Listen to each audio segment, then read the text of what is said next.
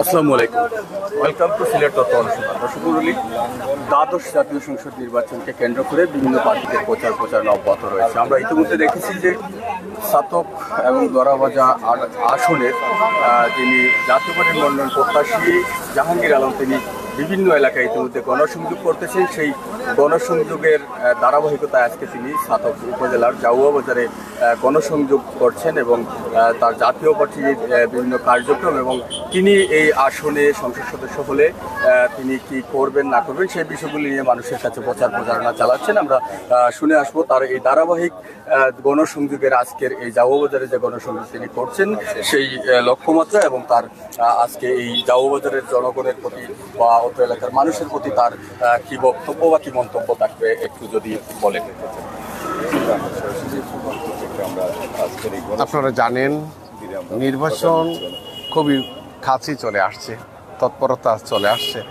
আমরা জাতীয় পার্টি নির্বাচনমুখী দল, নির্বাচন সবসময় আমাদের মাথায়। আমরা বিশ্বাস করি গণতান্ত্রিক প্রক্রিয়ায় একটা সরকার গঠন হবে, রাষ্ট্র পরিচালনা করবে, এই চিন্তা ভাবনা দিয়ে আমাদের যাত্রা শুরু। কিন্তু দুঃখজনক হলেও সত্য যে দুইটা নির্বাচন চলে গেল। 14 নির্বাচনের ব্যাপারে ব্যাখ্যা দিয়ে বলার কিছু নাই।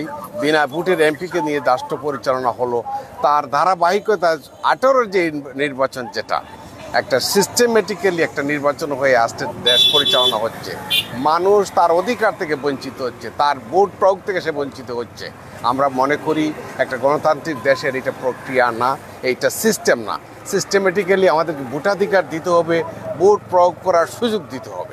এখন কথা হচ্ছে যেটা যে এক দল বলছে যে আমরা কনস্টিটিউশন এর বাইরে যাব না, আর আরেকটা দল বলছে যে না আমরা তত্ত্বাবধায়ক সরকার ছাড়া আমরা এই নির্বাচনে যাব না। বাট যাব না, দিব না, এর ভিতর দিয়ে একটা সমস্যা যেটা এটা সমাধান হতে হবে। আমরা মনে করি একটা সংলাপের মাধ্যমে আমরা এই বাংলাদেশের মানুষ অনেক ত্যাগের বিনিময়ে আমাদের দেশটি এসেছে। এই যে সংকটময় ব্যাপারটা দীর্ঘদিন আগে এই ইলেকশনের ব্যাপারটা একটা সমাধান করা উচিত ছিল।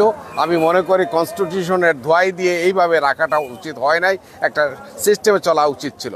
এখন সময় আসছে, আমি মনে করি রাজনীতিকবিদরা, সুশীল সমাজের ব্যক্তিত্বরা আমরা আছি, সবাই মিলেমিশে একটা সিস্টেম আমরা তৈরি করি যাতে মানুষের ভোটাধিকার প্রয়োগ করতে পারে এবং ভোটের মাধ্যমে একটা সরকার নির্বাচিত হয়। একটা সরকার নির্বাচিত হবে, দেশ পরিচালনা করবে। কী কারণে আমরা দেশটা স্বাধীন করেছিলাম? আমাদের স্বাধীনতাকে খর্ব করা হচ্ছে। আমরা চাই একটা সুন্দর পরিবেশ বাংলাদেশ আসুক, অসম্ভবের কিছু না।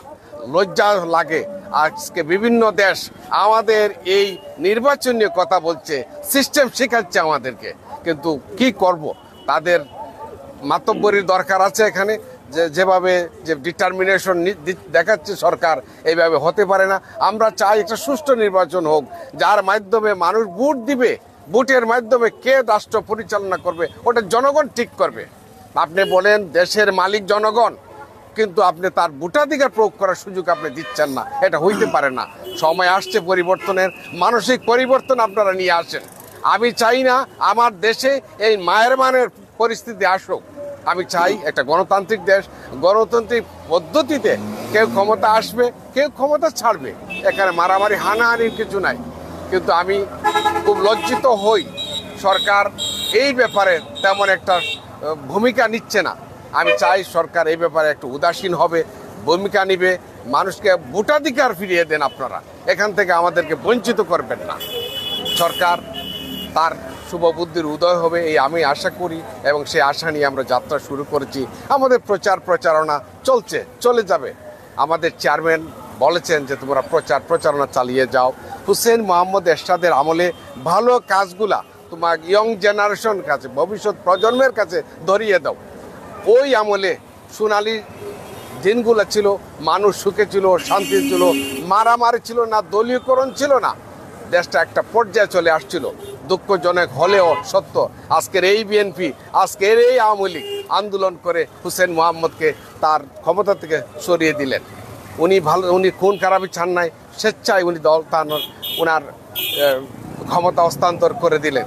কিন্তু দুর্ভাগ্যবদ্ধ তার এই আওয়ামী লীগ আমাদের সাথে অনেক অন্যায় করেছে, বিএনপিও করেছে, কিন্তু আমরা মন ভাঙি নাই। আমরা মনের আশা আকাঙ্ক্ষা নিয়ে আমরা সামনের দিকে যাচ্ছি। রাষ্ট্র ক্ষমতা আমরা আশা করি একবার জাতীয় পার্টির হাতে আসবে এবং হুসেইন মোহাম্মদের সাথে অসমাপ্ত কাজগুলো আমরা সমাপ্ত করব। মানুষের অধিকার, মানুষের সুযোগ সুবিধাগুলা, স্বাধীন দেশের নাগরিকের সুযোগ সুবিধা পাওয়ার যে কথাগুলা, এইগুলো আমরা দিতে চেষ্টা করবো ইনশাল্লাহ নাগরিককে। আপনি সমাজের স্বাধীন দেশের মানুষের মাথা উঁচু করে সমাজে থাকবেন, এটাই আমাদের প্রত্যাশা। আমি বিভিন্ন সময় দেখি আমার প্রধানমন্ত্রী বিভিন্ন ব্যাপারে কথা বলেন, কিন্তু আমার দেশের রাষ্ট্রের যে টাকাগুলো লুটপাট হয়ে যারা লুটপাট করে দেশের বাইরে নিয়ে গেছে তাদের ব্যাপারে এখনো উনি মুখ খুলেন নাই। আমার রাষ্ট্রের যে টাকাগুলো বাইরে চলে যাচ্ছে, আমার রাষ্ট্রকে ধ্বংস করে ফেলছে। এই টাকাগুলো আসলে আমার রাষ্ট্র সিঙ্গাপুরের মতো হবে, অন্যান্য উন্নতশীল দেশের মতো হবে। আপনি দেখেন আধেকার ভান করতেছেন, আমাদের দুঃখ লাগে, পীড়া হয়। এই ব্যাপারে কথা বলেন আপনি। আমরা চাই আমাদের দেশের সম্পদগুলো আবার ফিরে আসুক।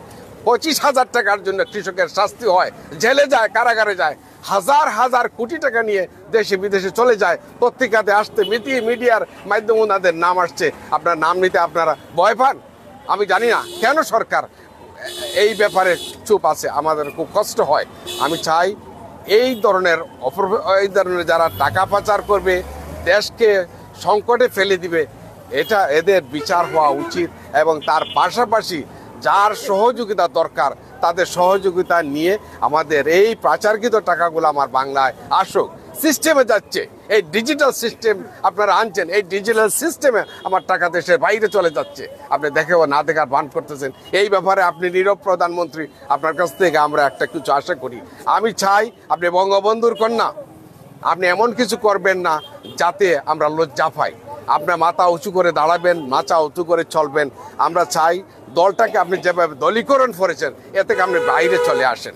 পুলিশ ফোর্স বলেন, আর্মিতে বলেন, অফিস আদালতে, সব দিকে আপনি আপনার দলের লোক বসিয়ে দিচ্ছেন। এটা তো হইতে পারে না। নির্বাচন আপনি করবেন, নির্বাচন কমিশন আপনার দলের লোক, যে আওয়ামী লীগ করছে, যে ছাত্রলীগ করছে, এদেরকে বসিয়ে দিচ্ছেন। কিভাবে আমরা আশা করি একটা সুষ্ঠু নির্বাচন হবে? এটা হবে না। এইসব আপনি মনে করতেছেন যে মানুষ বুঝে না, সাধারণ মানুষ এসব বুঝে। এই প্রযুক্তির যুগে সবার হাতে মোবাইল ফোন, তারা ওয়ার্ল্ডে কোথায় কি হচ্ছে না হচ্ছে সব বুঝে, এইসব সবাই বুঝে।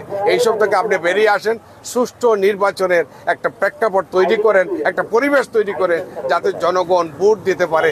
দলীয়করণ করে কতদিন আপনি চলবেন? আপনারও তো বয়স হয়ে যাচ্ছে, একদিন আপনারও তো রিটায়ারমেন্ট চলে যাবেন। আমাদেরকে ভালো পরিবেশে, সুন্দর পরিবেশে রেখে যান। আমরা চাই কথা বলার সুযোগ সুবিধা করে দেন। ধন্যবাদ।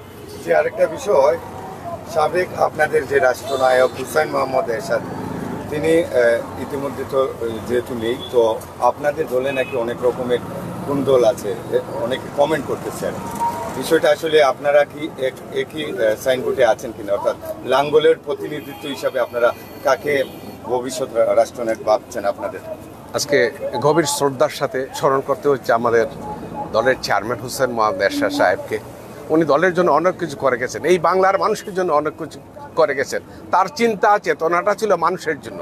জিএম কাদের সাহেব হচ্ছেন আমাদের বর্তমান চেয়ারম্যান। আমাদের প্রয়াত চেয়ারম্যান সাহেব জীবন দশায় উনাকেই চেয়ারম্যান বলে গেছেন, এবং গত টার্মে আমরা কাউন্সিলের মাধ্যমে ওনাকে চেয়ারম্যান করেছি। এখন উনি আমাদের চেয়ারম্যান, উনি আমাদের দলের গাইড দিচ্ছেন। কিছু লোক আছে, কিছু হয়তো এই আওয়ামী লীগেরও কিছু সরকারের কিছু লোক আছে আমাদের মধ্যে একটা বিবাদ সৃষ্টি করে যাতে আমাদেরকে দুর্বল করতে পারে, এটা তাদের ইচ্ছা, তাদের তৈরি একটা। আমরা দেখেছি পরপর আপনারা যদিও প্রত্যেক নির্বাচনের আগ মুহূর্তে আপনারা অনেক সময় বর্তমান যারা সরকার চালাচ্ছেন তাদের বিরুদ্ধে আপনারা কথাবার্তা বলেন, কিন্তু পরবর্তীতে নির্বাচনের সময় উপযোগী সময় আপনারা আবার তাদের দলে চলে যান।